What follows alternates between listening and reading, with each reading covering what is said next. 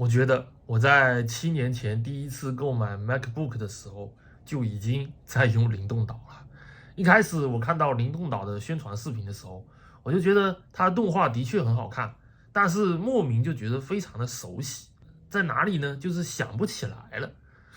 我看了很多关于灵动岛的视频啊，我看着看着才发现，这不就是 macOS 右上角的那个状态栏图标吗？那我们先来看一下苹果的灵动岛，因为灵动岛的中间是前置摄像头，还有一些传感器，所以一个灵动岛的小组件被分成了左右两个部分，左半边可能是这个 APP 的图标或者是一些状态，然后右边呢就是这个 APP 的一些实时的信息。那大家看一下 macOS 右上角的这些图标，它是不是就是这样的？比如说我微信来了信息，我就能够实时的看到我当前的未读消息的数量。我开了游戏加速器，我就能够看到游戏加速器开启的时间。如果我装了一些特殊的 APP，我还能够在状态栏图标上看到我当前的网速，看到我机器风扇的转速。那 iOS 系统的灵动岛，你长按它会弹出一个小窗口，你能够在这个小窗口里面看到更详细的状态，或者对 APP 进行一些简单的操作。那你们看一下我 macOS 上的这个 Mac Booster，我点一下它的状态栏图标，我同样也能够显示当前系统的一些基础的状态，控制一些开关。那有的状态栏图标呢，你点一下它，甚至就是一个小小的浏览器。那点击灵动岛上面的图标，会直接唤醒对应的 APP，而 macOS 上的一些软件，你点击任务栏的图标，它同样可以唤醒这些 APP。那灵动岛能够通过动效去显示一些手机状态的改变，比如说你开始充电、连接耳机、进入勿扰模式等等。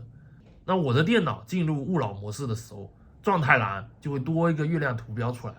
当我关闭勿扰模式的时候，这个月亮图标会先变暗，然后再消失。是不是这个逻辑就和灵动岛一模一样？所以我真的搞不懂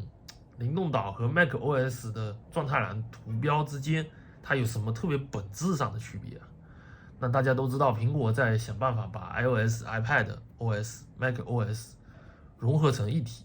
所以未来有一天呢，Mac 上出现灵动岛，我觉得一点也不稀奇。当然，支持灵动岛的 iOS APP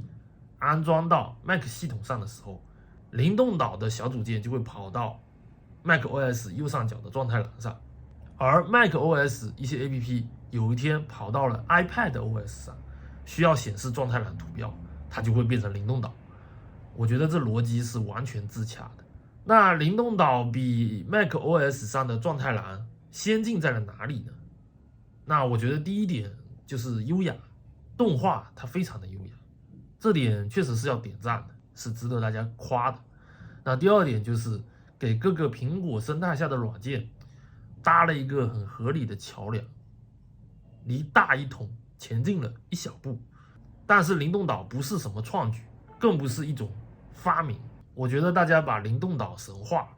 分析这分析那，自我感动了，催生了对苹果的这种崇拜之情，而这种崇拜之情呢，又催生自己去找更多的方法去分析灵动岛，进一步的去催生自我感动，就形成了一个无限的循环。我也觉得苹果的营销可能真的是非常的厉害啊，新 iPhone 都发布这么久了，我自己才能够意识到这一点。苹果也肯定不会去提灵动岛和 Mac 上的状态栏图标有什么关系，它也的确只是生态大一统上面很小的一步，也没什么值得说的。苹果就让大家猜，让大家吹，让大家骂，